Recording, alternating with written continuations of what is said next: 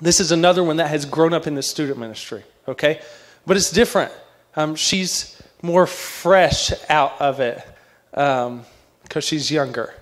But you need to hear this because she's not far removed. And this person has actually been a part of the student ministry since she was in 5th grade, right? 5th grade. And her mama has been a part of the student ministry the whole time. And she's the mama of the youth group.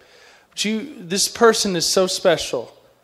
She loves Jesus, unlike more than most people. And you just see it in the way she talks, the way she lives. She loves the church. She loves seeing her mom cry or laugh or something. Okay. I'm trying to be serious up here. Okay. All right. Anyways, I'm excited because you get to hear the testimony of a lady who was just in this ministry and who is still a part of this ministry but serving in a different way. She comes and helps in Sunday school. She's here on Wednesday nights. She's living life outside of this, but she's attached to the church. She loves Jesus. I want you to hear her story. She grew up in church in the student ministry, and she's just so wonderful. And I want you to give the biggest, warmest, loudest round of applause to Miss Alicia Wethington, everybody. Alicia! I'm the only one doing this. All right, Alicia Wethington. Okay, I'm going to warn y'all that Jacob told me about this yesterday. I love you, but you told me about this yesterday. And if you know me, then I'm really dramatic. I'm kind of like Amber Sims. I'm really out there and dramatic. So the Lord knows that about me, and like Caleb said, he uses my talents. And when I was writing this, it came out like spoken word. Has anybody heard of spoken word? Okay. So I'm going to be looking at my notes because I don't have my script memorized because I found out yesterday. I do, but I wrote it, and so like if something doesn't rhyme, it's going to sound stupid. So I'm going to grab a table so I can look at my notes. Okay. My life hasn't always been the easiest, but then again, whose has? From birth until about 4 years old, I had the easy life. Like most preschoolers, I didn't have a care in the world. For most kids, that lasts until at least about 13, but for me, that wasn't the case. When I turned 5, life went from good to bad. Besides my parents, I was closest to my grandma and granddad. My dad's parents, we call them Ma and Papa for short. There wasn't a day I hadn't spent without them since I was born. Imagine my surprise when I saw Papa throwing up blood in the bathroom floor. The cancer was back, no way to stop it. Quicker than we thought, he was gone. At 5 years old, it was hard to see him lying there lifeless. The battle had come to an end and cancer had won. I was only 5, and I can't read my notes because I'm crying. I was only 5 and curious to know why he wasn't talking back to me. And when I went to greet him and hug him, why was he so cold? Fast forward 6 years old, more heartbreak approaches the door. This time my great-grandfather, taken by old age. I was there when it happened, baking cookies with my aunt. That was a feeling I couldn't describe, and I still can't. Fast forward 7 years old, things are looking great. Mom introduces me to church, and finally Dad comes along too. A place called Grace Park, it feels like family. I met a man here on Mother's Day. His name is Jesus Christ, and on that day he saved me. Now that I was saved, nothing could ever go wrong. Dad might stop yelling at me and Mom. I realized soon enough, Dad had several faces. One for home, one for church, and one for other places. The next year, I'm 8 years old, everything's going right.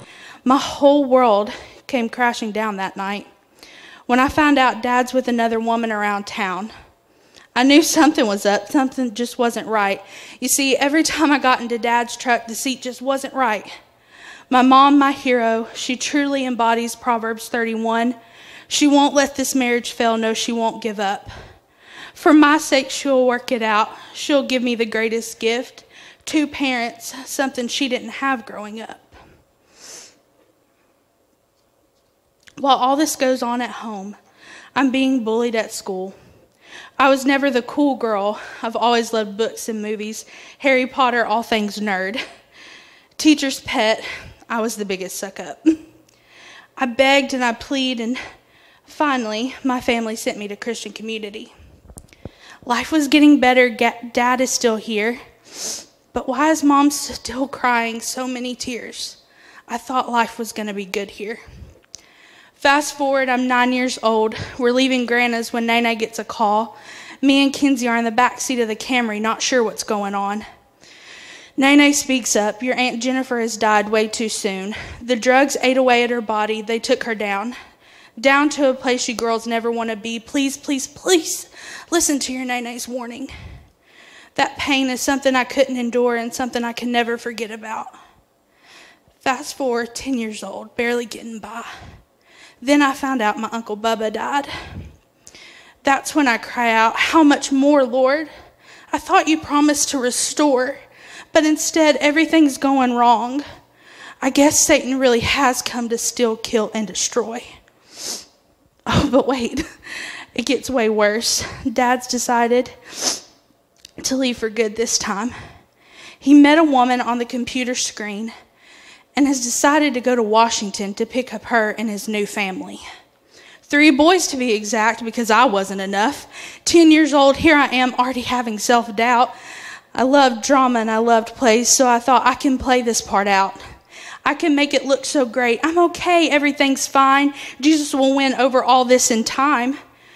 But in reality, I had all this hate inside, bitter and cold all the time. I can't forgive my dad. He's done too much this time. How can I forgive someone who doesn't deserve it? How can I love him when he doesn't return it? That's when I hear it, the conviction in my heart. But isn't that what I did for you on the cross? Tear down your walls and let me in. I'm the Lord your God, your Father, your friend. I've been here all along, trying to show you the way. Listen, let me in. Let me take away the pain. It took some time and it kind of hurt. But the Lord came through and he completed his good work. He placed my feet upon a solid rock and a crown upon my head. He called me a chosen daughter, a royal princess. He called me loved and he named me worthy. He made beauty from ashes and turned my mourning to dancing. He gave me a foundation with people I could count on. He gave me a mom I could rely on. He gave me this church family and this place I could gladly call home. He's moved with me and been here through everything. Fast forward, I'm 16. The Lord called me to his ministry, sharing his word across the globe, my one desire to be able to give him all the praise, all the honor, and all the glory. The Lord is making all things new, and I know that verse to be true. He did it for me, and he'll do it for you. Your story can change just like mine did, from tragedy to triumph, from unfaithful to devoted, from lost to found, from ruins to treasure, from devalued to priceless, from breaking point to turning point. Take your burden to the cross and never look back. That's my story. What's yours?